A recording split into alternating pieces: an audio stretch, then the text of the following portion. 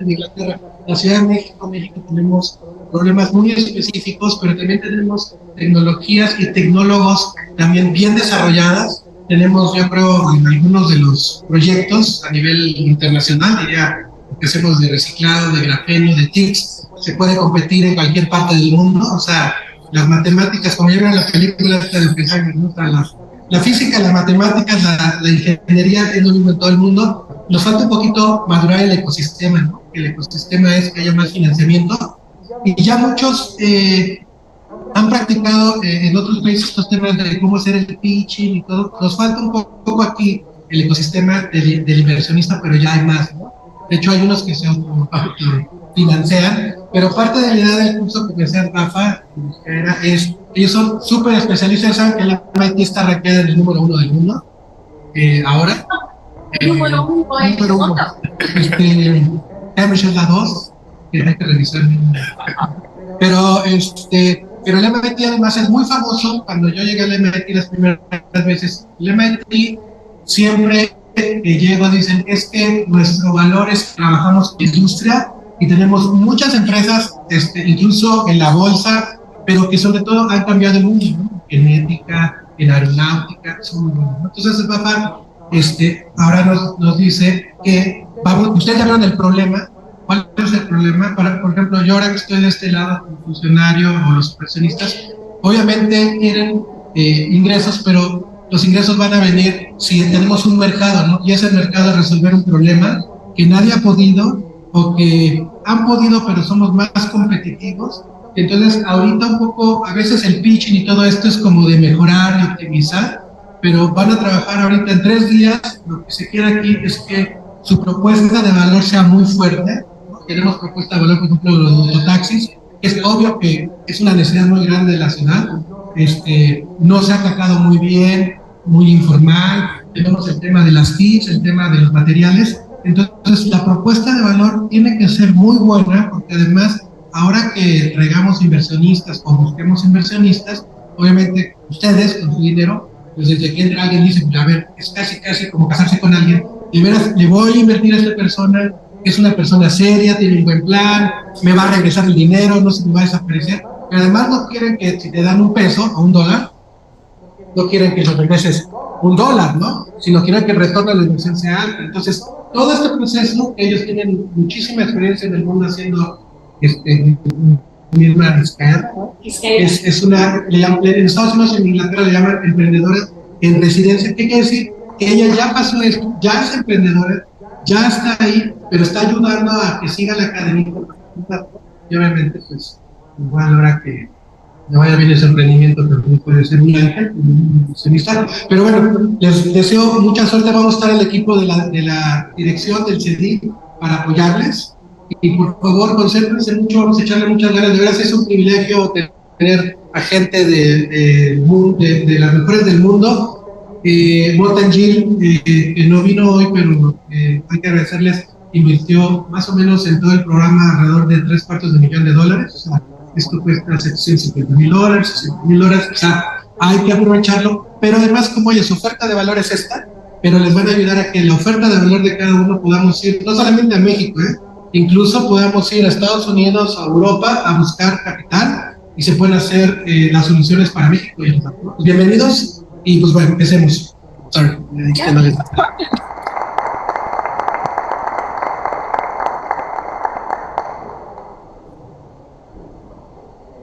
Can you hear me if I only speak like this?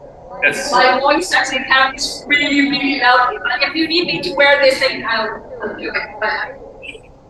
So this is thank you. I'll just speak quite on this.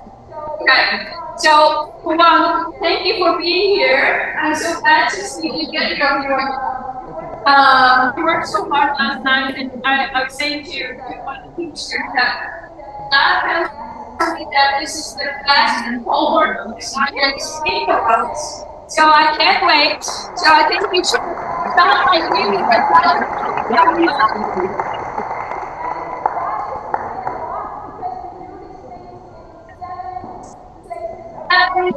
places around the world, and I just came from Hong Kong, and the Hong Kong students are really giving you the run for your money. It's taking really good. So I can't wait to see where you are at now and see where we can take your ideas. But I'm Sama, and I'm the faculty director of finance. So I'm a professor at MIT. I don't know what they were thinking, maybe a professor, but I'm an entrepreneur, basically like you. I was just running around the world creating companies. Then I got this phone call from MIT, and they said, we need someone to come and help us create a program that is a new way of entrepreneurship. He's the likelihood of success. So, and then MIT calls you, what is it? Yeah, right? So, the companies I helped create, they are now all over the world. There are 3 of them. 2 of them I created from scratch with a team that Slatman will be a member of. And the first one became number 3 in the world in the life science space. The second one we sold off when we were valued at $5.5 billion US dollars. And it's a miracle, actually, as you know, because 9 out of 10 startups do not make it. We didn't know that when we started. I guess if we knew that, we probably never would have started. But because we didn't know anything, we just did. Just like you guys are just doing it. And that's what it takes. But the whole idea is to find a problem that is worth solving.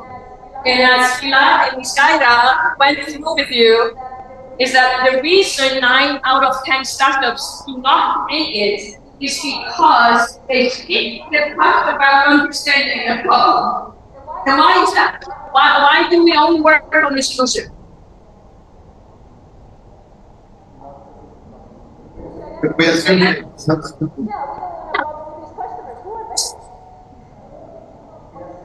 We assume we got the right idea. We assume we got the right idea. Not development. And we think everybody thinks the way we think. But the big shocker is that people don't. And also, what we have seen is one of the big reasons for why this happens is the character of the founder. A lot of it has to do with us personally, but it also has to do with the fact that yes, we can solve the problem, but it is not urgent enough. So people are actually willing to pay for it. So what we try to do in Cambridge in our Accelerate at MIT is systematically try to kill all the ideas throughout the program. And the ones who survive are the ones who really have paid something called the pain point. So what we will be doing in the next few days is that we are going to talk about, yes, you have identified a problem, right? You have a problem? Yeah. And then you have a solution. This is not very nice. So now we're going to move on to trying to figure out, can you turn this into a business? Can this be viable? It could be a non-profit. It doesn't have to be a profit machine, but it has to be sustainable. Yeah. So we can survive and grow and make the impact we wanted to make. So in the next 3 days, we're going to talk about that. We have a slide on that. Where is my thing? And then we're going to. So this is kind of the lineup for the next. Sorry. So this is kind of the lineup for the next few days. We're going to today talk about the value proposition.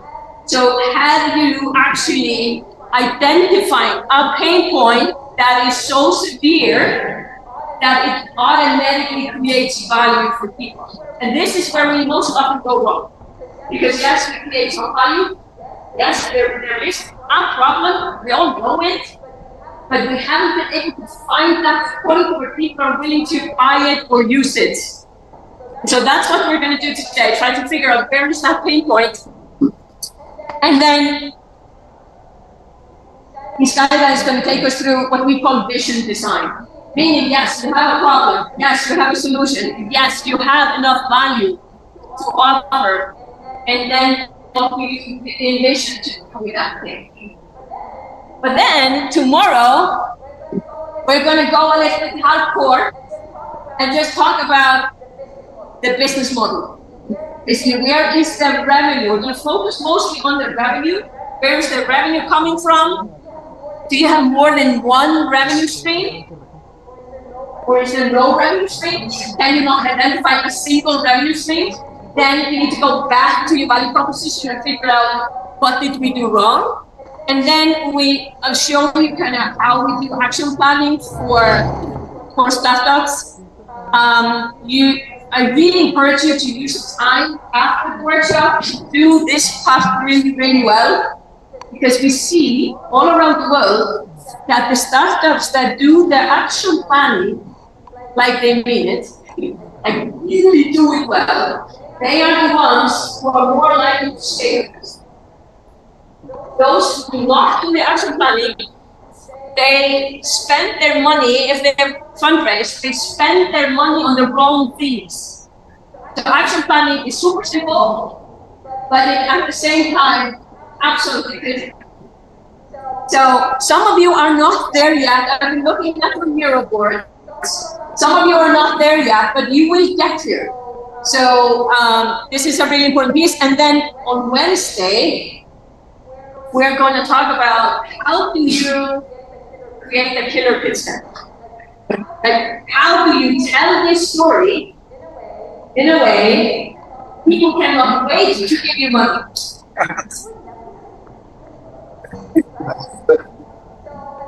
So at the end of Wednesday, you at least know how to do that. I know all of you have some kind of pitch deck. There is a system to making our pitch decks.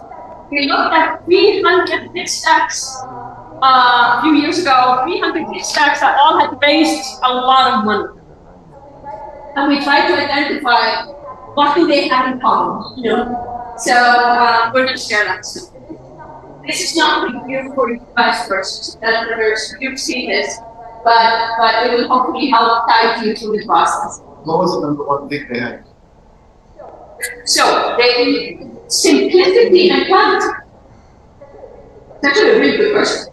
Because all of them, they had in common is that you have a very complicated long story, but all of these raised the biggest amount of money in the early rounds. They were the ones who had a very simple, clear message that was almost down to a skeleton. So you can create the skeleton on this. I know we're taught, especially, those of you who have, you're still at university and you're still, and many of you are professors even here, you're taught to make everything very complicated. Right? Throughout our entire school, we're taught make simple things very complicated. Here, you need to take very complicated things and turn them into something very simple. And it doesn't mean that you are simple-minded, it just means you have clarity of thought. So on Wednesday, it's going to be the ultimate test for you. Do you have that clarity of thought? Because if you cannot explain it simply enough, you don't understand yourself. And I didn't say it, Einstein said it, you know. So he said that if you can't explain it simply enough, you don't understand it yourself. So that's the thing we're going to do this week. But before we go there, I want to ask all of you to kind of share a little bit about where you are. So what is your problem? What is your solution? And where are you living? And got my email, and probably we can do two ways. Either you guys come up one by one and just plug in, where you send me your PDF on email and we can use my computer. So does anyone here have like animation? You all have PDFs? PDFs, okay. Why don't you just send me your PDFs on email? You have my email, it's just my first name, Baba, at MIT. EDU. Can I translate a little? Yes, you do that. Great. Okay, voy a traducir un poquito ahora. Primero, if you can go back to that slide on what we expect this week, just want to give a quick. ¿Qué vamos a esperar esta semana? Hoy lunes vamos a empezar con progreso de que han hecho en 3 semanas que aún no hemos visto. Tienen que mandar una presentación en PDF a Strava. Le mandamos un email creo que la semana pasada con su problema, su solución y qué hay de nuevo. Las novedades de las últimas 2 semanas. ¿Sí? Entonces, empiecen a trabajar en esto, en lo que yo les digo que más vamos a hacer aquí. ¿Todos tienen el email de forma? Ok. S, B de vaca, A, F, A, baba, arroba, MIT, .edu. ¿Sí? Entonces, .edu. Entonces, manden sus presentaciones, no las han hecho, pueden hablar después, van a tener sin presentación que no tengan el resumen. ¿Algún problema? Sí. Baba, ahí está. Baba. ¿Cuándo? Ahora, porque vamos a empezar el día hoy con eso. Entonces, tenemos el progreso que inició desde que estábamos aquí. El resto del día, hoy, vamos a pasarla, Baba, les va a hablar de la propuesta de valor. Vamos a ver de los negocios, cómo les hacemos valor a los clientes. Después de la tarde vamos a diseñar su visión. Martes vamos a hablar de su modelo de negocios de rentabilidad, cómo van a hacer dinero. Tienen una forma de ingreso, varias, etcétera. Y el plan de acción. ¿Qué tiene que pasar desde mañana para llegar a este punto? Y el miércoles vamos a hablar, vamos a trabajar en speech. ¿Qué historia van a decir? Sus presentaciones para cuando se acabe esta semana, tengan el principio claro, van a tener que seguirlo desarrollando para la presentación que va a pasar en agosto. August 21st es el pitch. El 21 de agosto ya es el día que se tienen que presentar con sus presentaciones y a ver ahí no hay más premios. Claro, todos son ganadores. ¿Alguna pregunta que vamos a hacer? Okay, ahora, do you want to do them numerically, like team 1, 2, 3, 4, or different orders? Yeah. Okay, These are which they let's say Yeah. I just have to be that they just have a meeting on it, and it's on August 21. It's a meeting, it's a month. And it's in the morning. la pregunta traducida es ¿cuándo es el pitch final? Que va a ser al final de esta semana o en agosto, va a ser el 21 de agosto en la mañana y le vamos a dar más detalles, pero está listo ya para hacer el pitch el 21 de agosto. So who are we pitching to? Investors, Inversionistas, people from the city of Mexico, the mayors of Mexico, algunas personas de la alcaldía de México and people from the industry. y del So possible partners or investors. And it's only going to be, go ahead.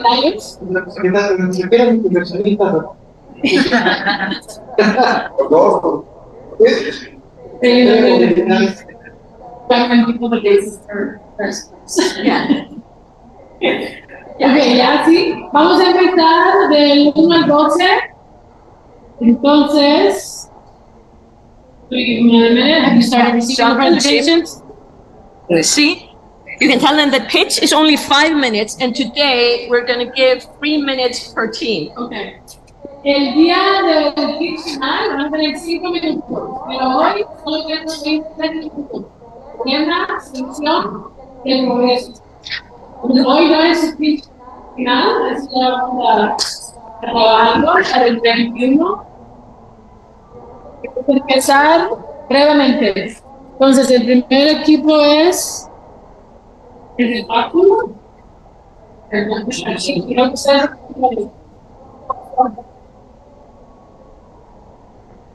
You only have one.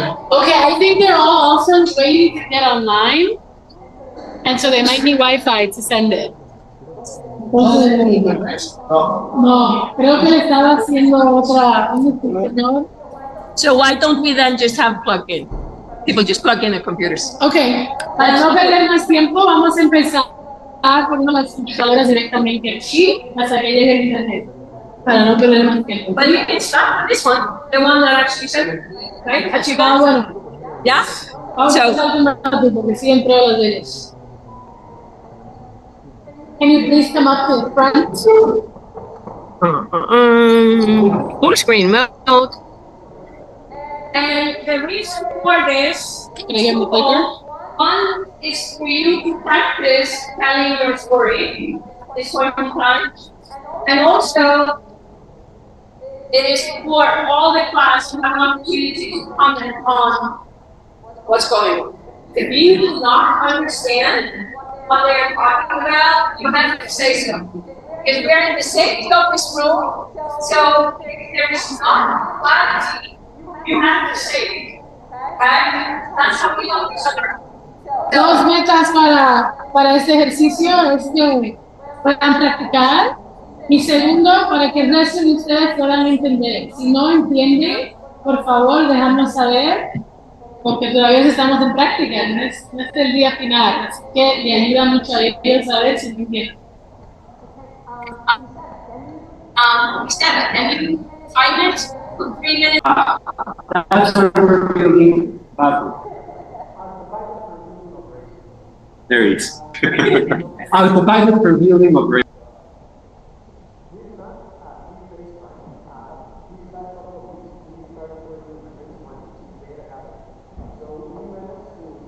Get real-time data on energy consumption from our buildings. Out of those buildings, we tested some strategies and managed to reduce their energy spend. We already saw that in their next invoice, electric bill for the month.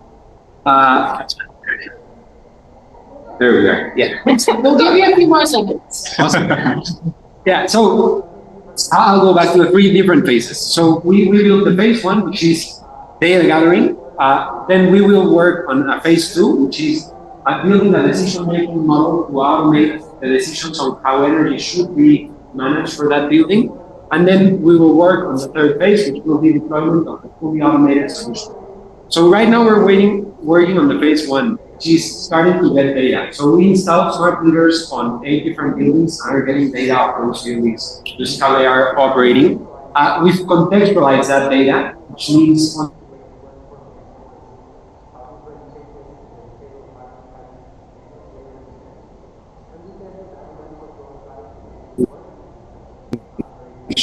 which is very excited.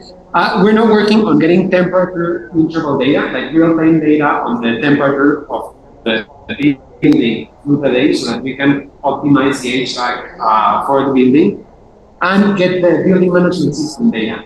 The second phase, we're starting with that. We're going to try to use a third-party application that does something similar to what we're trying to build, prove that the problem can be solved. And we're already working on that, and then we'll start designing our own model so that we can test it quicker. And then the 3rd phase will be installing our own Copilot in the building. We've engaged with a couple of companies. We really have $250,000 of energy under management and customers that have already agreed to work with us and are paying, which is exciting. And we are talking talking with customers that spend around $20 million per month on electricity, which is some of the largest buildings in the country and some of the largest hotel chains and such. So that's our update. That's one of the buildings that we're already working. Amazing. How many customers? Right now, we are monitoring around 10 buildings. Okay, what is their problem? What is their solving? And what is their solution?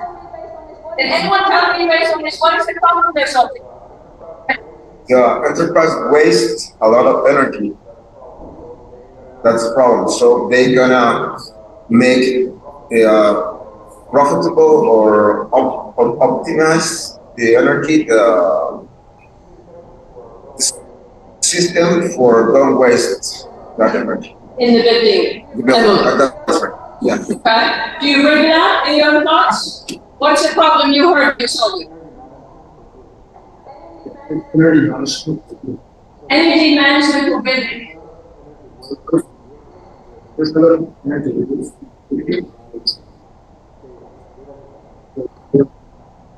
Okay. You're doing this. You're kind of like, okay.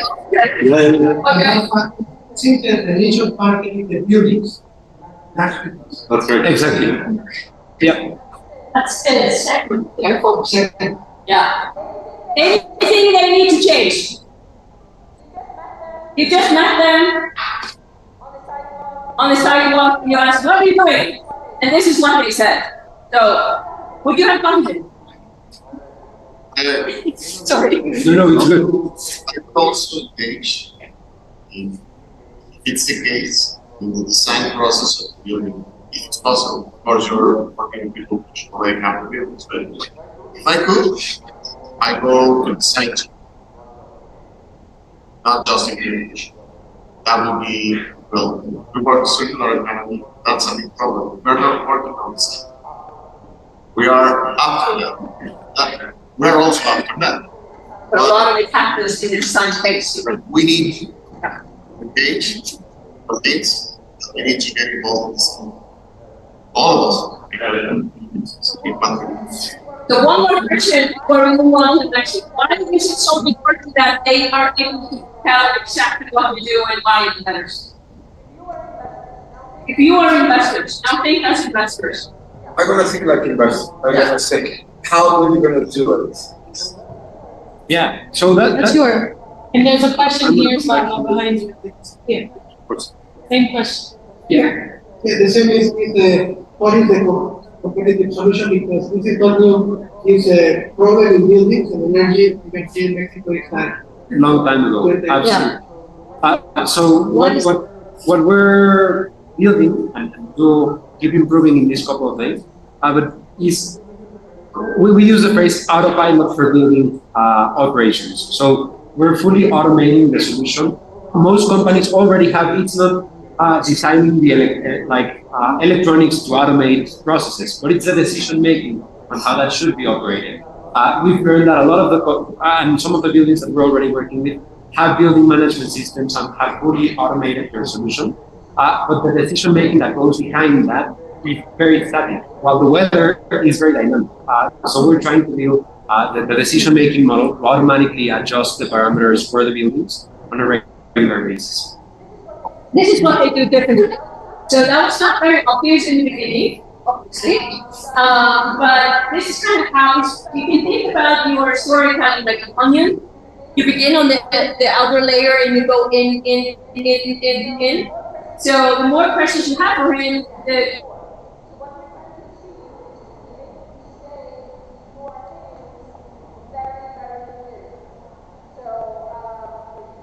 you did good.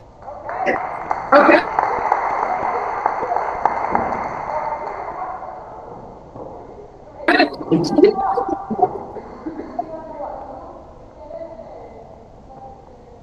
Okay, so number one. You want to put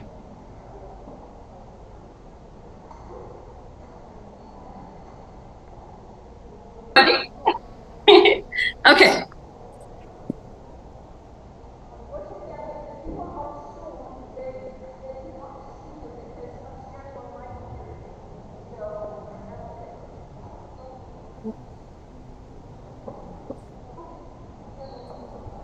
So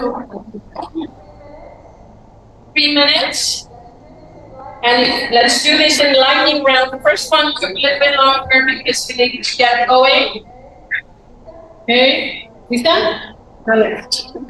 Hi everyone, I'm Jasmine and I'm from Oxford. And the problem we are focusing on is that in Mexico, 25% of GHG emissions, which are 123 million tons of CO2, are produced annually by companies due to the lack of effective solutions to control their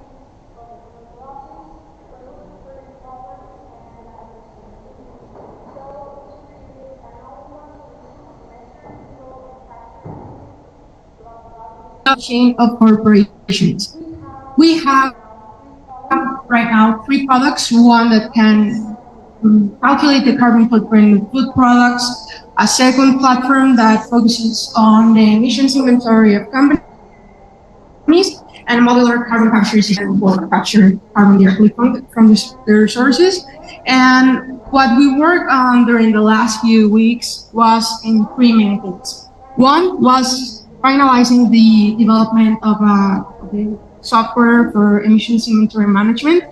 The second one was optimizing the products we already have. So this was the carbon footprint platform and the carbon capture system. I'm not sure what happened. So, well, is it ghost in the machine? Yeah, I think so.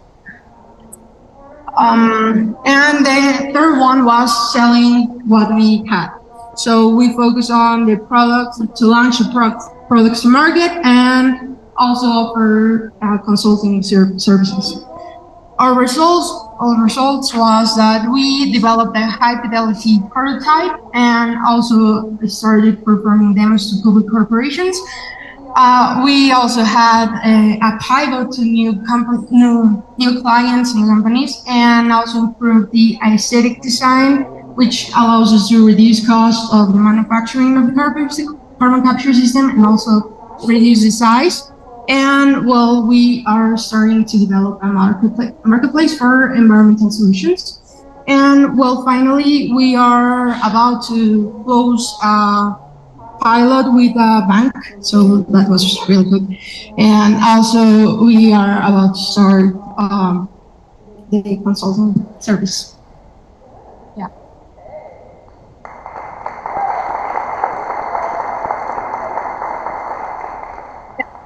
One question. So you repeat. What the problem is? What is the problem they're solving?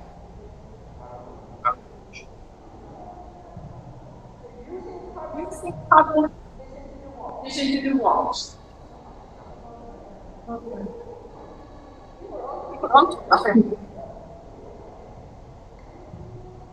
What is using carbon in what? What is the problem? The problem is we are going to 3 degrees climate change. Yeah. We are on 45 gigatons, and we have to be 25 gigatons to be 1.5. That's the bigger problem. Yes. Okay. They are not the only ones to solve that problem, because that's a mega problem. Yeah. Right? So what is their piece of that problem that they are solving? What is their specific slice? And this goes for all of you, because you are all kind of in that super problem. Well, you're not solving that problem. You're solving a piece of it. What is that piece of it? Say again? Yeah, what is that piece? What is their niche? What is it that they are solving? Yeah, that's for whom, maybe. But what is the problem they're solving for those segments? Reduce the CO2 emission. Measure capture. Yeah. Reduce. Can you go to the slide? So, I love the presentation about your solution. was very easy to follow. It's just like boom, boom, boom, boom, boom. Beautiful graphics, by the way. This is exactly how you do it. This is a problem. Unless you have had like 10 cups of coffee and you're like really on it, you do not understand this. So think about how could they have said this in a much more sexy way, much more clear way. Rather than we have 3 days to solve. But this is exactly what we need to do kind of in all of your cases. So what I want to do now we have had two, let's give them a So what I want to do, I want to split you up into 3 because we have 1, 2, 3 TVs. So what I want to do is that each team, let's say these 3 teams, you guys come here and you do this TV. These guys will go over to that TV, and the rest of you go over to that TV, because we're going to leave you all day if we're going to go, slide by slide by slide like this. So, but now we've heard 2 examples how you can help each other hone your message. So, each team shows the slides for 3 minutes. You give feedback like you just did, and the reason we do it in 3 spots is that it goes quick, and it's more easy, because then all of you can speak Spanish, whatever language they speak. Or you can speak whatever language you will, but make sure that you call each other out when you don't understand what they're saying. Because it needs to be done, this is the problem, this is the solution, and it's where we're at. Capiche? No, that's another language. How do you say capiche in Spanish? Huh? Capiche. Entonces ahora vamos a separar en equipos de 4, 3 groups of 4, because they're 12 teams. 4 equipos aquí, 4 allí, 4 allí. Van a hacer lo mismo, pero al grupo, a los otros 3, ustedes tienen que sacar el problema, la solución y el progreso. Tienen que, para que podamos avanzar. ¿Está bien? Entonces, 3 más 1 aquí, los 4 aquí y los 4 allá atrás. You have half an hour. Media hora. Yeah, it's done. Okay. So you have to stand up to be able to do it. Stand up, stand, circle around, and go through each presentation. Well, if you want to start it wrong. Bernardo, maybe you can read it well. Yes. I'll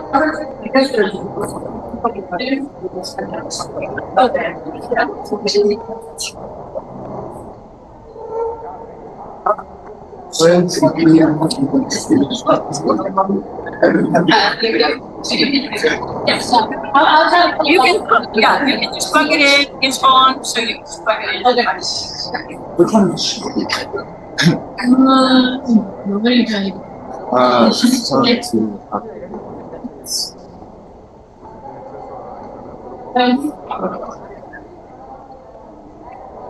That's aquí.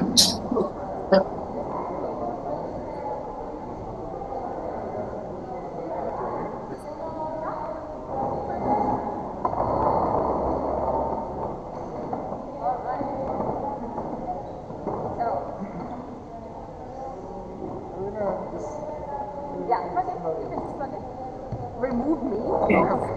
Pues,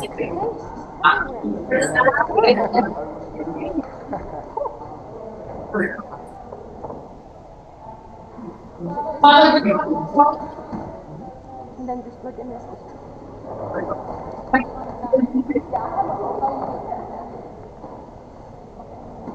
Si gustas traer mejor una silla para que no se... Bernardo, tiene como hasta los 3 minutos. Entonces ya vamos a empezar. ¿Cuánto tiempo? 3 minutos. Que haga pitching. Sí. Ok, ya. A ver. Sí.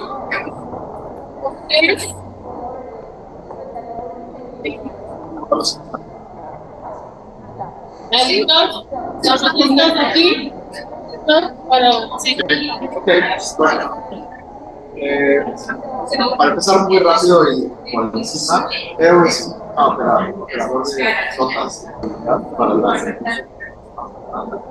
que se enfoca en la seguridad y en el bienestar de las mujeres. Estamos en un especial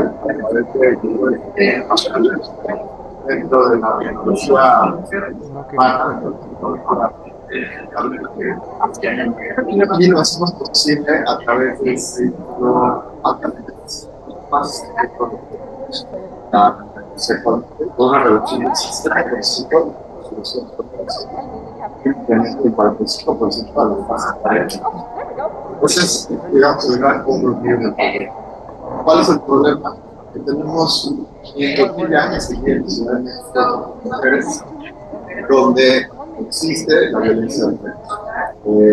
Durante el año 2019, Uber recibió solamente 5,000 quejas por abuso sexual. No tenemos los datos en el país, pero sabemos que es un problema. Nosotros sabemos que hay mujeres que fallecieron y lugar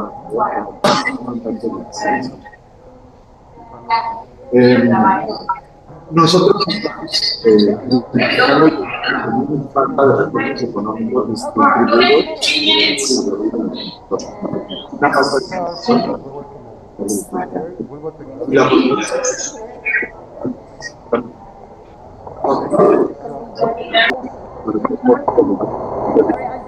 de este lado, esto es un estudio que se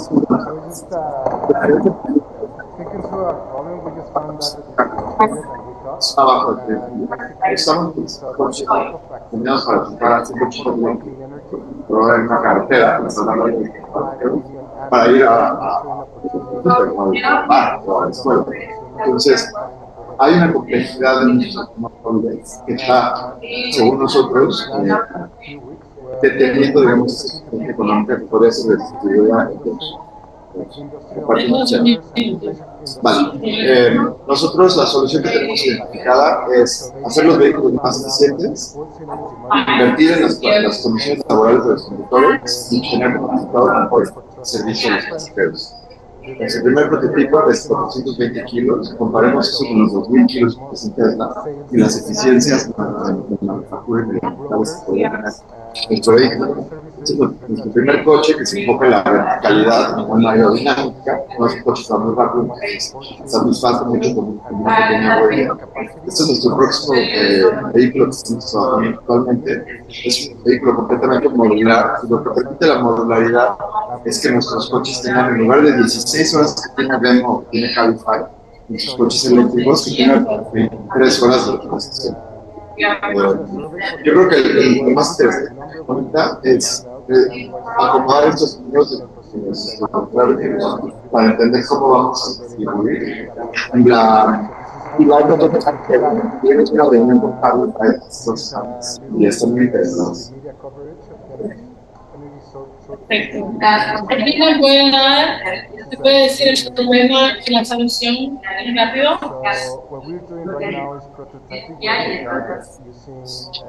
El problema es que no existe un vehículo para viajes cortos que sea económica y socialmente eficiente y que además cuide la integridad. Porque yo creo que de todos, no somos los usuarios y choferes en este tipo de vehículos.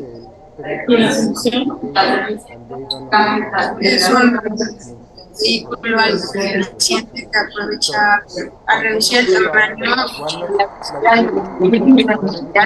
puede aportar otros beneficios tanto sociales como económicos para facilitar la movilidad de los ciudadanos para distancias. ¿Sería micromovilidad? Bueno, se le está empezando a llamar micromovilidad. Micro se ve más libre del taxi. ¿Alguien me puede decir la conexión entre la solución y el problema que sí considera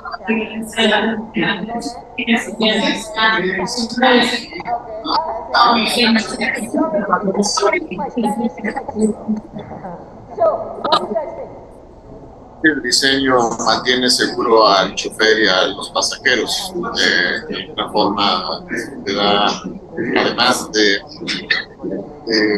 digamos, una movilidad sostenible, te da seguridad física.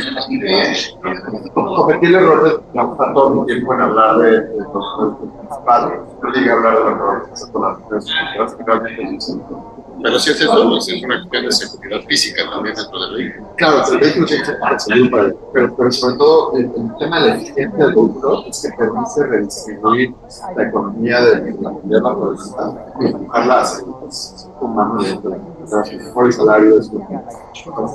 Para la próxima hay que llegar ahí más rápido y hay que cuidarlo mediante eso.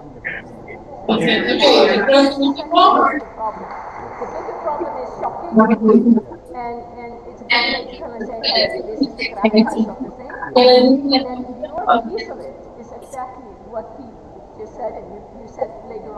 ¿alguien más está listo?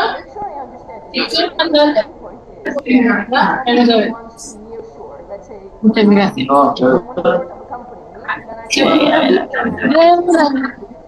We want to extend that practice. And this is our true story. Absolutely is. But we're facing two problems. One is energy shortage, and the other one is labor shortage. So on the energy shortage, for instance, a company like us wanted to expand. There is a strong likelihood we would not get enough energy, or it would take us 6 months to source the energy, or what is that Because there are two infrastructure, really complex, and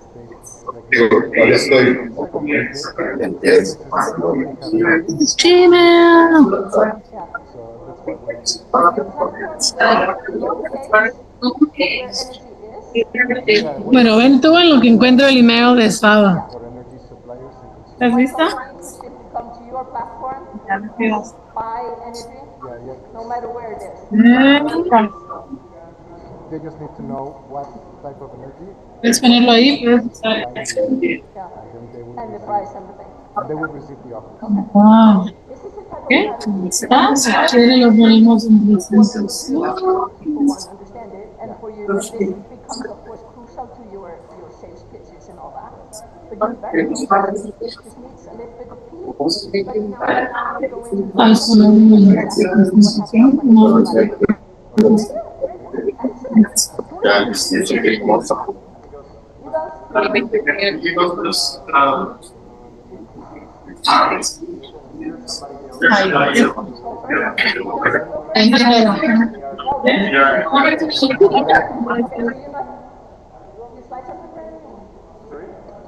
¿lista?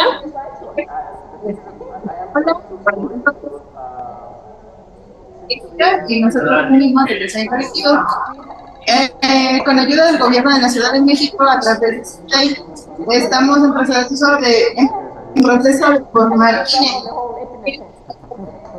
este es nuestro equipo: José Luis, jefe de especialista en sistemas; Andrés, especialista problema, solución y progreso.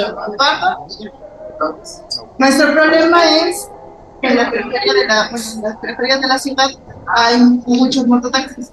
Entonces, actualmente se ha vuelto como todo un caos para la ciudad. Nosotros dándole solución a ese problema, pues creamos que es un taxi que tiene telemetría, que es seguro, que es resistente y es cómodo además. Bueno, nuestro problema está más enfocado en que las personas pasan mucho tiempo en llegar de su casa al transporte máximo.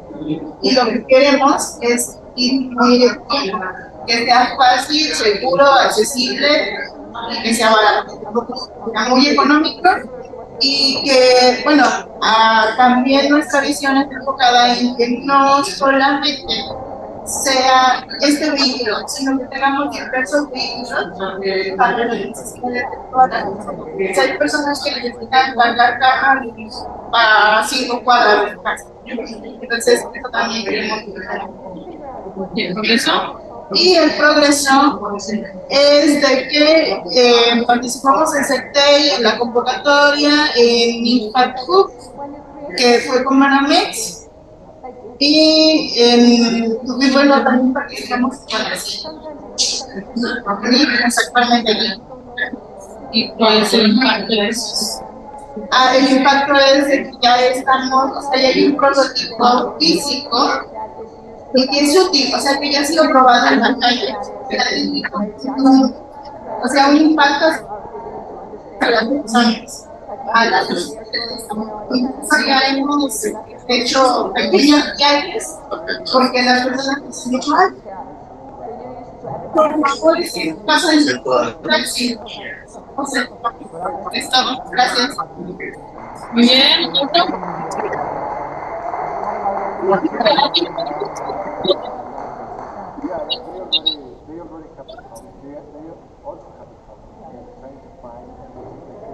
En resumen, ya que me puedas repetir el problema y la solución.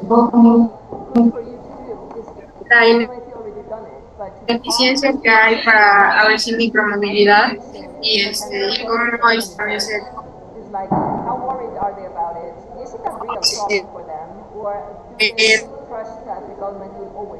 presentado en las soluciones actuales que quieran hacer.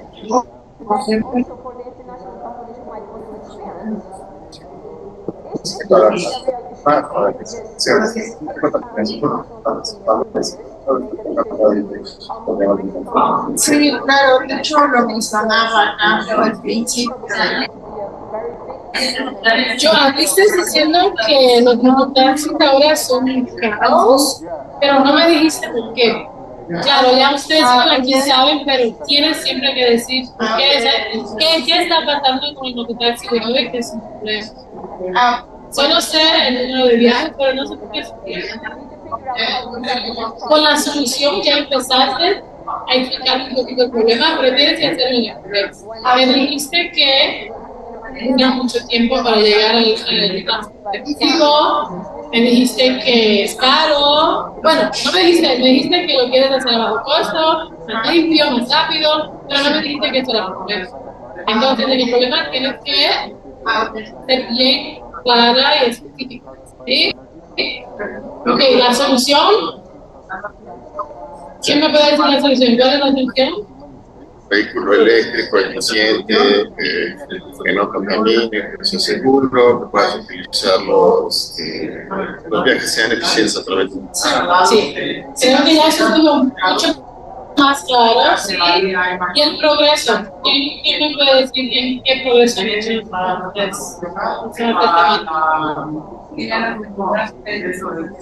¿Y por qué es progreso? ¿Por qué importa?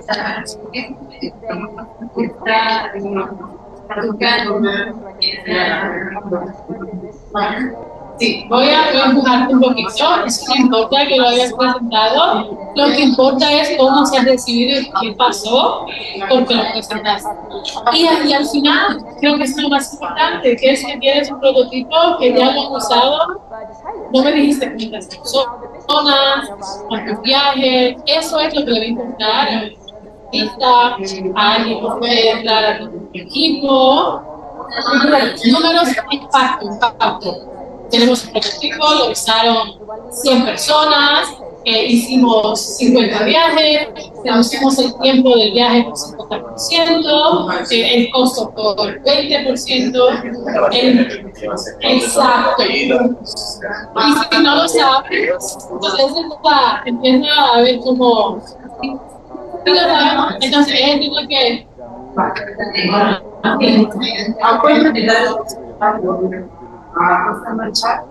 Una comparación perfecto, sí, si me dijiste que hiciste solo un piloto, un día no importa el tamaño, lo que importa es el impacto. Claro, si es grande, pues claro que sí, pero si hiciste solo con un prototipo, con un mototaxi, con 5 personas, con esos 5, si te di el viaje, sabes que perfecto, ya digo, ok, vamos a tener más, ¿qué necesitas para hacer? No, el prototipo, vamos a terminar.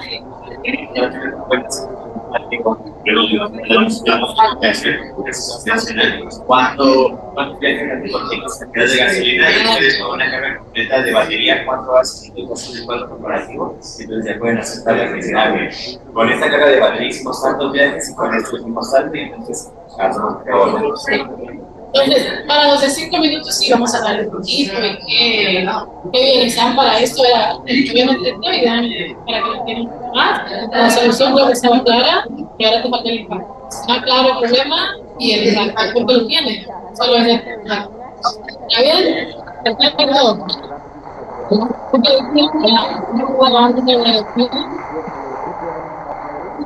Déjame preguntarle a Sara rapidito que me abra su email.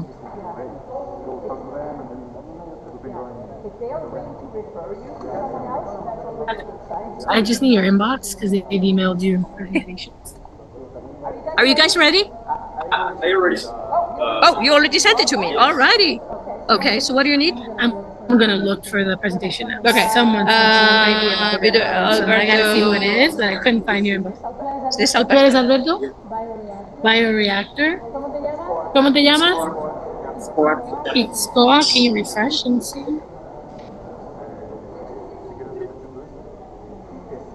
His name is Ayed. IEZCOAEL. Other new messages? 31 maybe? No? What am I doing? I just refreshed. Show. Ahí está. There's. He sent one. This one. There we go. Okay. Thank you. But I need the computer here, apparently, right? I need to use my computer, You right? have your computer? I do, but we don't have. They don't have the plug thing. I have the cable. I can give you my cable. Okay, you're gonna get the cable? Yeah. Okay. You have this kind of cable? It's an Apple. Yeah. Let me. Well, it's fine. I mean, if you have it right now, maybe we can. It's fast. I think she wants my computer. She wants to take my computer and you give us your cable? I'm gonna get up. The cable is coming? It's fine. So I don't know if I have the TV ready. Got it. That sounds good. So, Edgar. Doo-doo-doo.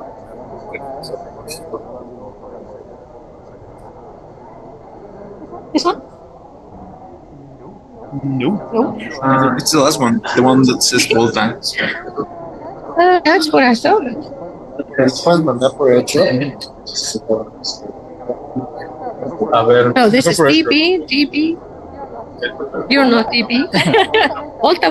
Where are you? It's taking its time coming over.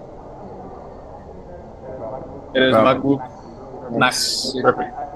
We solved it. Okay. Don't Okay. worry. You got a lot of technology.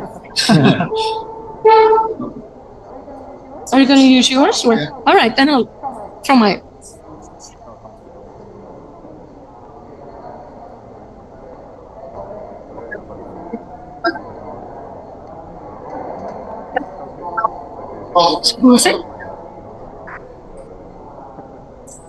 Espero que no tenga contaminación.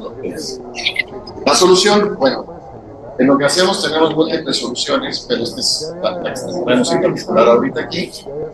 Hacemos una resina con el PET. Esa resina la convertimos en cemento, es un cementante. Y utilizamos residuos de la construcción de diferentes calorimetrías y creamos concretos de todo tipo. Y tecnologías para hacer infiltración, pavimentos, etc. ¿Qué hemos hecho ahorita en estas semanas? Pues fabricamos un lote de concreto polimérico. Esto es, voy a decirlo, es único en el mundo. Es la única patente que hay de un pavimento que es 100% hecho de residuos. El cementante es PET y todo lo que ven ahí es tripulación de desechos. Es 100% hecho con residuos. Es la única patente ahorita de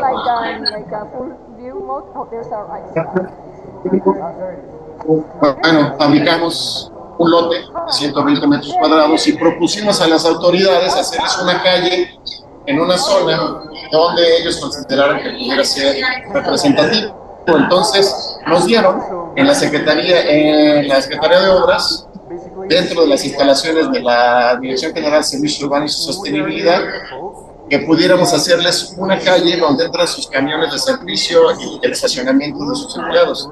Esto estaba destruido por completo, lástima que no se puso un antes y un después, estaba hecho con de esos textiles. Y entonces lo hicimos con concretos reciclados. Este es el polimérico y este es el tradicional hidráulico, pero toda esta superficie está hecha con concretos hidráulicos y abajo tiene nuestro sistema de infiltración. Ha sido un éxito, ya lleva un par de semanas funcionando, están muy contentos. Ya nos pidieron que hagamos una avenida.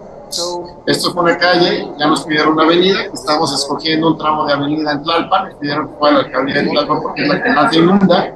Vamos a tomar una de las zonas más problemáticas que ahorita a todos nos toca que se inunde y vamos a hacer una... ¿Que alguien me resume en el problema rapidito? Hay mucho invertir en que estamos usando y nos está desechando.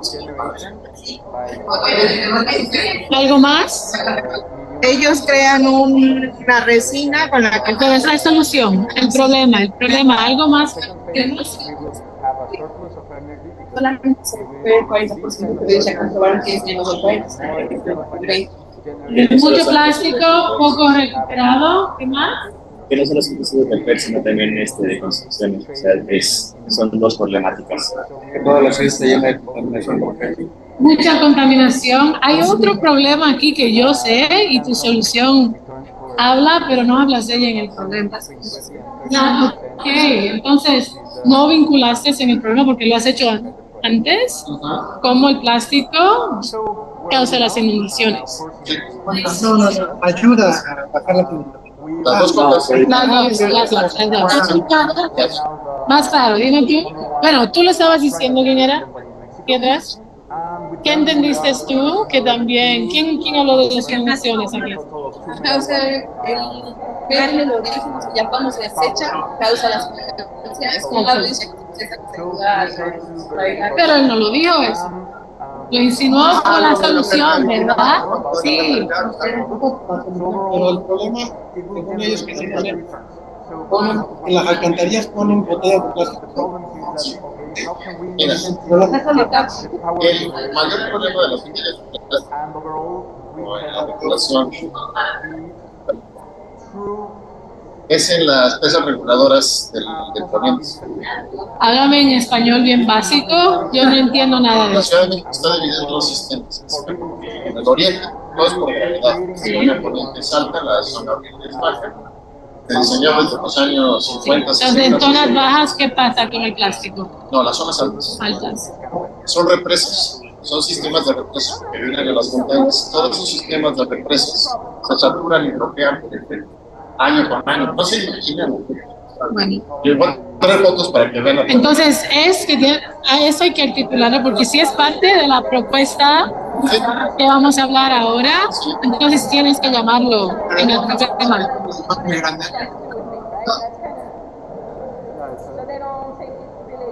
Exacto, porque creo que es el problema. Entonces, la solución entonces, es lo primero. Sí, entonces, una parte es el problema, pero claro, entonces hay que articularlo en el problema. Prácticamente todos los sistemas de corriente están bloqueados. Han tratado de hacer y darles cosas, pero no salen. Ok, ¿quién resume las soluciones? Alguien que no haya hablado. Tú, por favor. ¿Yo? Pues... ¿Cuál es la solución de ellos? Ellos hacen una resina con la que fabrican adoquines y su sistema de filtración. ¿Qué es adoquines? ¿Cemento? ¿Concreto? Sí, como un tabique. Hay que usar palabras bien claras para que todo el mundo te entienda. Entonces, sí, ¿qué hacen? Un bloque. Un bloque que es permeable. Es permeable. Que unen a su sistema de filtración, ¿no? ¿Sí o no? Sí, está perfecto, pero debemos quitar la imagen del bloque, ¿no? Porque hemos... es un material, claro, en cualquier forma. No está bien que ni bloque. Exacto. Esto es buena pregunta, ¿es más caro o más barato?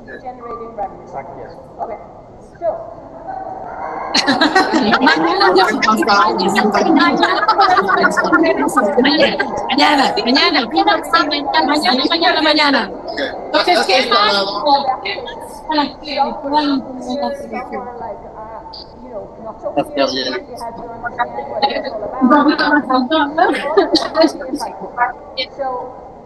But based on the question, so you said that he couldn't actually say what the problem was. I'm going to came to what the solution is, but imagine if I would be seeing you guys for the first time. Then I would Vamos a responder solo con una feedback para que llegan al tercer punto. Algo más para que digan la solución. ¿Hay algunas otras dudas o preguntas? ¿No? ¿Sí? Yo pienso que hay espacio para decir, el problema es que las ciudades están tapadas por el concreto y tenemos un buen concreto que además el plástico. Yo creo que también como el otro, son dos tapones. como el otro grupo, tratando de hacer el impacto, que dice que es la dimensión. Ya llegaste a la tercera parte. Cuando llegamos a hablar del progreso, ¿cuál un piloto? ¿Qué pasó con el piloto? Que mejoró una... ¿Hicieron una calle? ¿Y qué pasó? Es que... Eso no para ¿verdad? Saben que es un ejemplo que decidieron que ya sea una avenida, de calle a avenida, pero no sabemos por qué. No sabemos si filtró más agua de agua, no sabemos cuánto. No saben exactamente, no sabemos nada de eso. ¿Okay? ¿Qué más? ¿Cuántas botellas salvamos por cada metro cuadrado? Exacto, ¿qué más no sabemos? Por ejemplo, ahorita que hicieron su caída neta de camiones y todo, decir que han pasado X cantidad de carros, camiones, de qué capacidades. Oye, aquí. O sea, aprovechar que has hecho tu calle, mencionar que pasan camiones, carros de tantas toneladas de peso, que no sean quebrados. Que es resistente. Que es resistente. Y ahorita en las épocas de lluvias, de hecho, no se ha inundado esa parte y no ha habido ningún problema, y entonces con todo eso ya. Perfecto. Y por eso le están pidiendo ahora una calle. Una avenida. Una avenida. Ok, perfecto. Entonces, tiene que ser más específico en el problema y vincularlo a la solución. Y igualmente con el impacto exitoso. Enséñame, no me digas. Me dijiste que es un éxito, pero no me enseñaste. No, sigue hablando. Sí, pero no hay tiempo. Por eso es el elevador. Ok, perfecto. ¿Quedan? ¿Sí? Nada más, es que este proyecto no es que haga trampa, pero ya está fondeado por la... Pero sí, el tiempo para que diga el impacto, y tiene que ver ahorita la fase en donde estamos, que no digo, pero el costo es comparado con, si pones un cemento normal que no tiene tanto impacto con el otro, y ahorita lo que estamos viendo es que sí el costo es menor, pero todavía hay un reto para hacerlo factible. O sea, si tú quieres poner esto no sé, en toda la ciudad, resulta que no es tan barato. Entonces hay un tema ahí que estamos tratando de dar.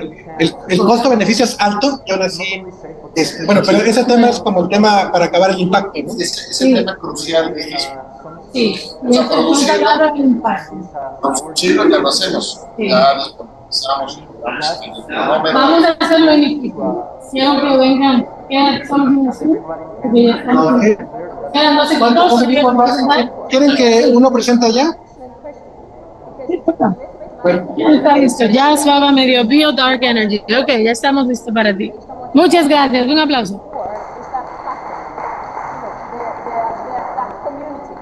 That seems to be the core in the solution. But the crowdfunding just seems to be... ¿Dónde está? Aquí ya, gracias. That makes my decision to go green less painful. So that's why, because this is what you really think about when you pitch your solution. Like, are you pitching a funding mechanism, which is the crowdfunding mechanism, or are you pitching the actual platform where people can buy and sell energy, right? Today you kind of pitch both. And just think about it, if you wanted to say, well, we're pitching one thing, but that one thing has multiple features. So one feature is provide you with the money, you need to make it happen. Secondly, if Sí. you provide you with data, you need to see how much you're saving. And thirdly, ¿Estás listo? Ven tú, porque no. Ah, ya. Ah. Okay. ¿Y tú qué vas a hacer? as features. And that's Ah, ¿este no eres tú? and then you have a clear Perdón. answers that. And the solution just happens to have 3 or 4 features. That's the best way to position it. And then now when we go into value proposition, it really forces you to plus out 3 or 4 things. Perfecto. Voy a ver si te funciona. Ya, perfecto. Ok, espera. ¿Listo? ¿Estamos listos? Atención al colega aquí. ¿Ya? Ya. Hola, ¿qué tal? Mi nombre es Joaquín Ordóñez Lozano. Les vengo a exponer nuestro proyecto que es Parque de Bioreactores de Microalgas para la captación de dióxido de carbono y generación de oxígeno en nuestras ciudades. Soy integrante del equipo de bioreactores. Bueno, el problema es que hay una alta emisión de dióxido de carbono, lo cual trae como consecuencia el calentamiento global, el cual a su vez trae el cambio climático, que trae la pérdida de especies, trae desastres naturales y lo que más le duele al humano, pérdidas económicas. Lo que nosotros proponemos es una manera tanto sostenible y redituable de poder captar una gran cantidad de dióxido de carbono e incluso ganando dinero. ¿Cómo? Actualmente se sabe que los mayores captadores de dióxido de carbono no son los árboles, sino las microalgas. Entonces, nosotros estamos proponiendo bioreactores de algas que van a ser supercaptadores de dióxido de carbono y productores de oxígeno, y a su vez también van a generar espacios urbanos muy estéticos, y se va a generar aparte una ganancia de biomasa. La biomasa, obviamente, de las microalgas nos va a aportar también, puede ser mejoradores de suelo, fertilizantes, bioenergéticos, alimentos, forraje, en fin, le podemos dar mucha utilidad a lo que es la biomasa.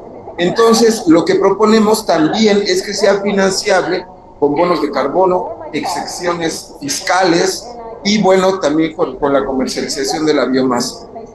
Entonces, también vamos a utilizar paneles solares para disminuir nuestra huella de carbono.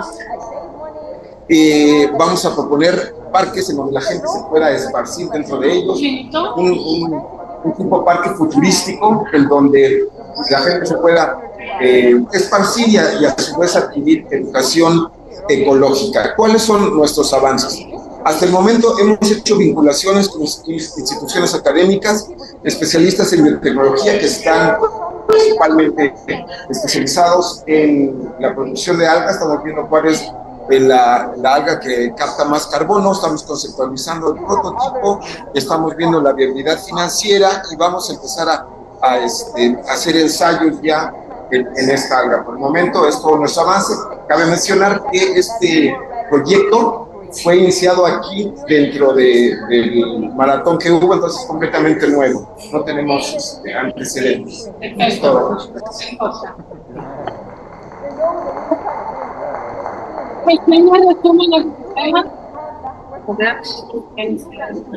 ¿Cuál es el problema?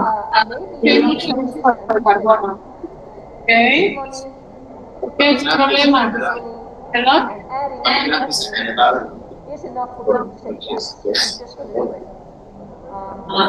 ¿Y por qué me debería importar a mí? Que los árboles son los que no captan cantidad grande de...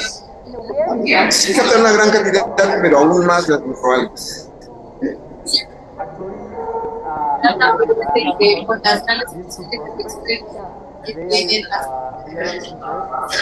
Sí, ok, no sé si ese es el ejemplo que quieras usar, pero aquí está el tema bien importante. Sí, también está muy genérico, claro. Sí, hay muchas emisiones, pero usted debería darle a una persona. ¿Cómo lo haces más así específico? Y tienes que vincular el ejemplo que vas a dar, por qué es importante esto a la solución, a algo que vas a solucionar.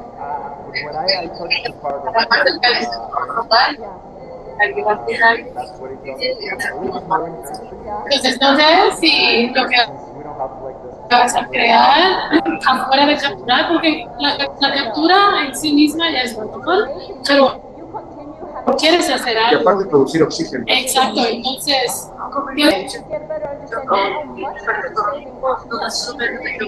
Aquí la cuestión es hacerlo viable económicamente. Por parte de captar. Me refería a las pérdidas económicas. Sí. Sí. Si nosotros perdemos biodiversidad, si perdemos, obviamente la salud, pues se va a tener muchos gastos. pues tienes que decir esto, no puedes asumir que ella entiende que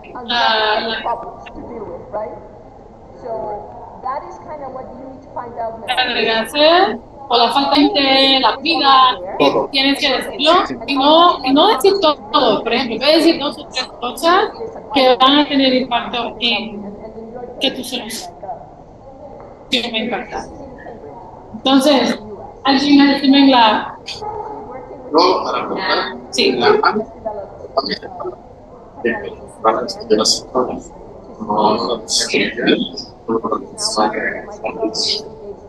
Ellos ya tienen prototipos. También conocen a lo que pueden participar. En la ciudad de Puebla vas manejando y se ven estos elementos en los cruces de las avenidas que tienen sí, es una empresa ahorita todavía poblana y ahorita todavía el nombre de los investigadores de la dejar y está tu nombre porque son muy excelentes, son las técnicas en la escala de procesamiento de CO2, no todo el CO2, procesan todo tipo de contaminantes, pero hay otra especie natural que es más eficiente y es ¿Las qué? Briocitas. Sí, son los musgos. Los musgos, en comparación con los microalgas, son el doble de eficientes en el procesamiento de contaminantes. El CO2. ¿Cómo se dice mucho en inglés? Refines. Sí, eso es muy bueno. Si pueden mezclarlo los dos productos, en la UAM están muy pocas ahorita en el canal, pero si puedes mezclar con los productos y aparte entre ellas pueden tener simbiosis. El agua pura de la meteorología sirve como alimento a las bacterias. Entonces también hay unos inteligencias artificiales principalmente fuera de la educación, sales del metro, te sientas en una banca que tiene una pared de músculo. Es un mueble de velocidad muy grande y tiene paredes de músculo. Perfecto, creo que ya le puedes dar mucho avance a ayudarlo. La solución, ¿quién me puede hablar cómo entendieron eso? Yo no entendí el mueble, la pieza, como reditivo al teléfono. Me refiero a un edificio, que es un corral, una cosa de construcción, pero ¿cómo es no me dejó hablar para el número de No vamos a entender. ¿Qué más no entendemos? No me quedó claro en qué zona de la ciudad. ¿Qué más? ¿Entendiste la solución? ¿Cuál es la solución del colega aquí? Pues, según esto es que va a formar algo con las microalgas. No, ok, perfecto, ¿qué más? Más en bioreactores. Podría ser el concepto de yo voy a empezar con una pequeña cantidad de algas y voy a empezar a producir la alga y entonces por eso va a tener exceso de materia que pueden tener materias que sería el alga.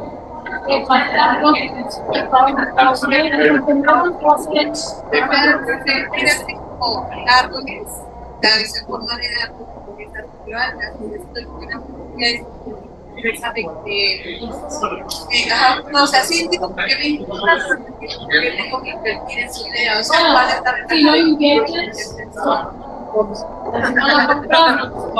pero puedes hablar que te importa, pero inviertes porque hacen una gran captura de CO2 sí, tú entiendes esto de afuera y adentro. Para los colegas que no entienden, es que queremos decirte dónde hay que refinar un poco. Que ya este señor entiende mucho y te va a dar personas que... Claro. ¿Y por qué? Exactamente, porque es especial. Solo entendí que las microalgas son mejores que los árboles, pero no entendí que es más tejido. Yo tengo que preguntar. Por ejemplo, los ensayos.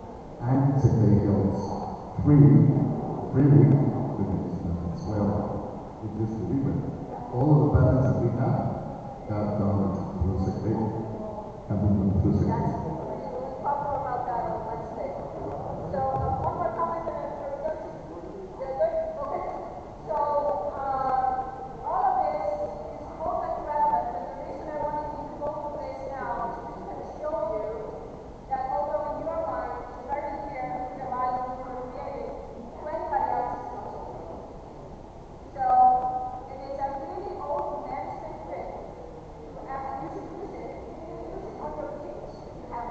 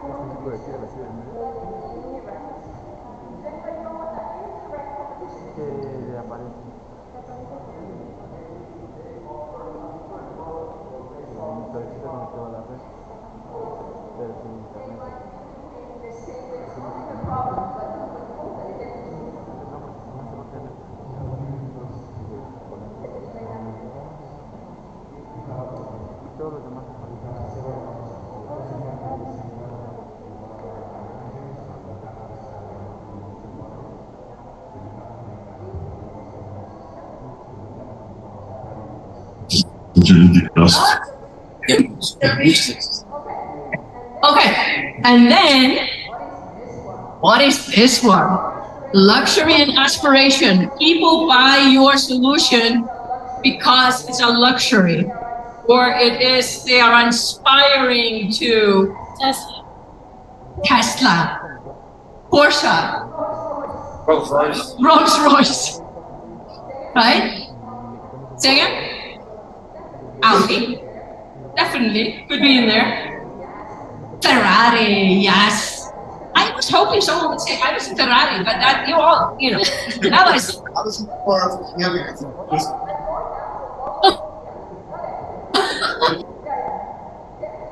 Okay, I'm going down. Yeah. So, are you this one? Are you a luxury? And I know we're making fun of because it's so good to think in simple terms. But for instance, you guys, we were talking about earlier, they are working for small size companies. Is their solution or a must-have? I'm going to get to this in a minute. So, does anyone want to share your solution? Maybe you guys, do you want to talk about this? How you would fit into this? So this is a little bit ambiguous for us, since, our product, it's weird to categorize in any of those, but we're discussing if product the must-have was going to be a good choice. It is very difficult. That's one of the key points. It's very difficult for you to see yourselves in these categories because they are water categories. in them. So what it would mean in this context, if it's a luxury for a small business owner to go green, they are less likely to do it. See what I'm saying? Unless the owner of that small business is passionate about going green. You see what I'm trying to say? It's like very understand what drives them. So the last one, what is a must-have? Now you guys are must-have. That has to do with that. It's again, I guess, comparable to your own parameters, right? It could be about being cool, it could be about being safe, it could be about being the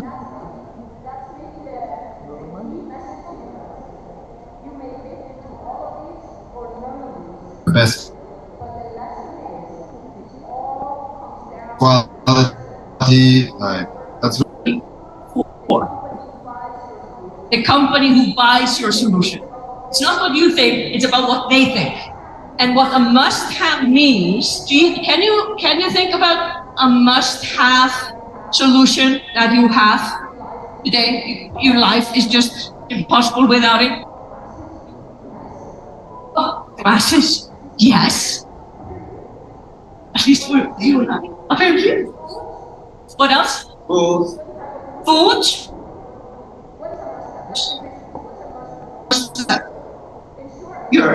Insurance for many companies is a must-have, otherwise they go bankrupt, right? Say again? Email and internet. If you are a business owner and you don't have email or internet or social media, what all these things are called, you are hardly in business. So what a must-have means that this is where you want to go. You want to become a must-have. So your customer is competitive. So if we use the same example of the small and medium-sized business person, it is today a luxury to go green because they don't have the motivation to go there and it costs a lot of money to go there. It's going to be a must-have. But it's going to be a must-have. And it's already becoming a must-have. So I served on the board of an airline.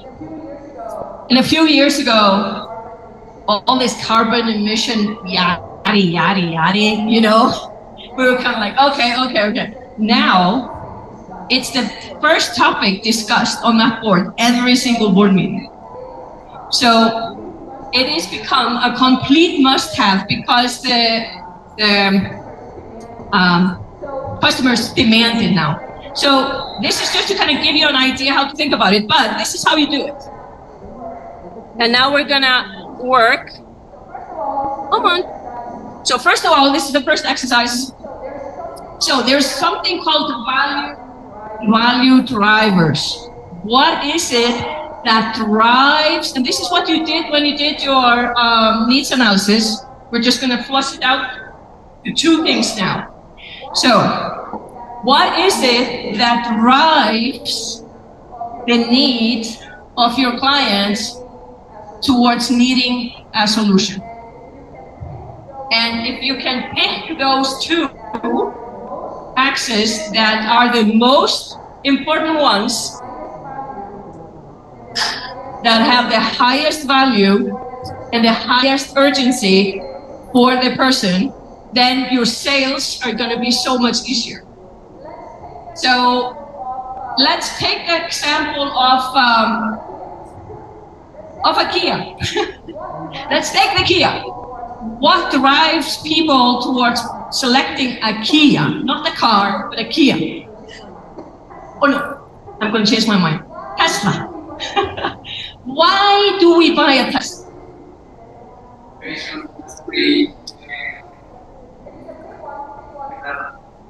If you can pick one, pick one.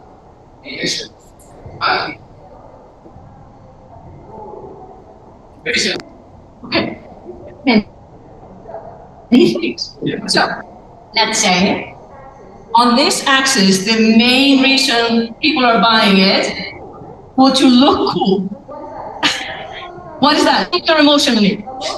Emotionally. I want to look cool. So I'm not a Kia. I am a Tesla, right? So people buy Tesla because they think the car is cool and they want to be cool, okay? But the other word we heard was technology, innovation. Status is kind of with the cool, I think. It's kind of like elevating, you're cool, you have high status, you can afford that car. But if we take the other driving force, which is, these are the people who want to have the latest technology, who might want to have zero emissions, and the technology and the innovation actually is capable of delivering it. So I just bought an Audi, which is fully electric. It drives 450 kilometers, but my neighbor has a Tesla, 700. But I have to say that Audi is more cool, but the Tesla goes further. I'm sure he says the other thing. But you see what I'm saying? So now take a moment, go to your Miro boards, figure out what are these 2 things that will drive your customer towards not only wanting it, but needing it. And you are all way high level at the moment with your solutions on that. You have to go deeper. So let's take 15, 20 minutes, let's see how you go. So work in your teams, and if someone doesn't have a teammate, maybe you can pair up, because it's better to talk about it. So pick 2 drivers. 2 drivers towards, is it quality, is it bang for the buck, is it must have, and then what makes it that? Any questions? Maybe in Spanish. Whatever. In English, Rafa agree with me and can authorize. It's just in the drivers, of course, is when you are better than somebody else to compare. But sometimes we said how much better is possible. No? Like I'm 10 times cheaper or so. And as you agree in that, you can say I'm better in ideas. The people say why I change of a trademark that I know for very little. No? But if you're really good, I will think to change. And the other driver is that maybe it's a large driver, but you can have a sum of drivers. No? Like you are more. It's cheaper and faster, so you have 2 or 3 drivers, and in some, both drivers, you have higher value. No? But it has to be very specific to the people you are dealing. So, for instance, the companies I created are in the life science pharma space. So there, the 2 primary drivers was, yes, quality, because we didn't want to kill anybody. So you want to take drugs, you better work, right? So that was value driver number 1. How do we ensure highest quality? But the other one was actually lowest price, because it was generics. So it had to be the highest quality, had to be produced at the lowest possible price. And how the hell do you do that? That is the dilemma that many of you are facing, is that you have to know what are the 2 key decision-making drivers, and if you can make a product or solution that solves that, then you're in business. And then you're going to be on the top of that revenue heap. Okay? So go to that, okay. So the drivers can be in terms of functional needs, but also emotional needs. So let's say for someone, emotionally can be the number 1 driver. Yes, absolutely. Like Tesla, you have a choice between an Audi and Tesla. Both get into be, both look cool. They both have technologies, but for some reason I picked one over the other. What is it that drives that decision? So, but if we take it away from a product and think more like I'm saying in the pharma space, there is like 2 things that when we were selling our product, there are 2 key things. One was, can we deliver the highest quality at the lowest price? That was at the core of the decision making. And if we didn't understand that, we would have built the wrong company. That's the danger for you. If you cannot answer this question, you will build the wrong problem. You need to take time to really break down on this one. You want to do it in Spanish? Sure, very quickly. Let me just summarize. Aquí sabemos lo que vamos a hacer, ¿verdad? Vamos a catalogar la propuesta de valor. Y ya esto lo entienden, ¿verdad? Si es la mejor calidad, si es lo mejor por el dinero que te estoy pagando, si quiero lujo, estoy aspirando a ser el más cool o el más no sé qué, o si es algo que absolutamente necesito para hacer lo que tengo que hacer, ¿verdad? Ya después que evalúen su propuesta de valor, vamos a dar prioridad aquí. Tenemos que saber cuáles son las dos mayores y cuál lleva la mayor urgencia. Es la calidad, porque si es medicina y si me mata, pues entonces no va a funcionar.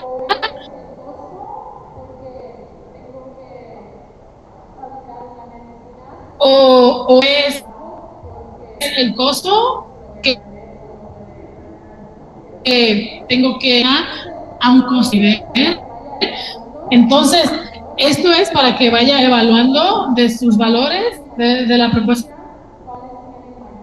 de valor, cuáles no a usted, no al inversionista, no al funcionario, al cliente, al usuario. Y eso es lo que va a determinar el suceso de su empresa. ¿Sí? ¿Alguna pregunta de qué vamos a hacer primero aquí y después aquí? ¿No? Okay. 20 minutes. So this is also, they have Yeah, this? no, this is for you to finish. Okay. Just to give you contract. The assignment is the next one. You have two. What is it? And now you have to stand in the shoes of your client. What are they thinking? What is the pain point? Solving for them. Sí, esto no lo va a encontrar en el Miro. Eso es para ayudarle en qué categoría cabe el valor de su solución y cuáles son los dos y dónde llega. Y queremos que llegue aquí. ¿Sí? Ok. 20 minutos. Then,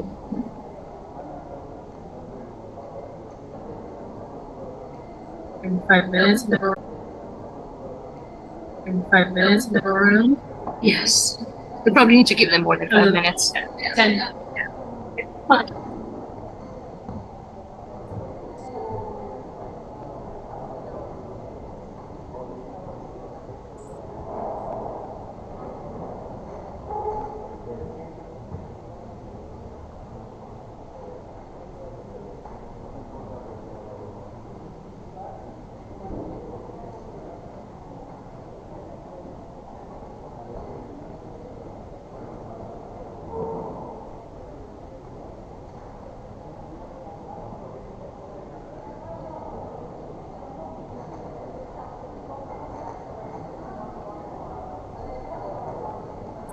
Yes.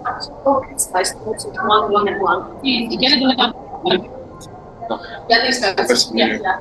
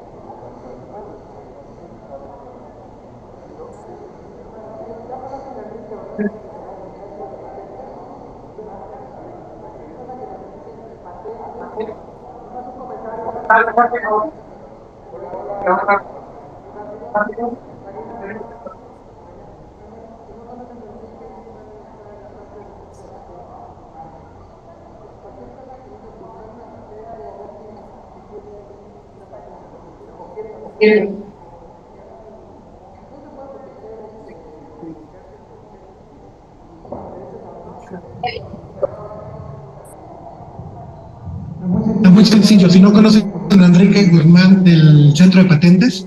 Él les ayuda a buscar patentes, ver si ya las patentes ya están usadas o quieren hacer una patente en derecho de autor, con él nos puede ayudar. Sí, nosotros pagamos las asesorías y también hemos pagado las patentes y las marcas, que no son tan caras, gratis. Nada más la única condición, obviamente, es que sea factible y que les diga la asesoría, todas digamos dentro del costo de Sectei, pero es como va por partes. Primero ver su asesoría. Hay gente, por ejemplo, ahorita, él les puede enseñar algunos sitios si quieren buscar, hay una patente de esto, de hidrógeno verde que quiero ver, él tiene ahí una metodología. No, yo sí.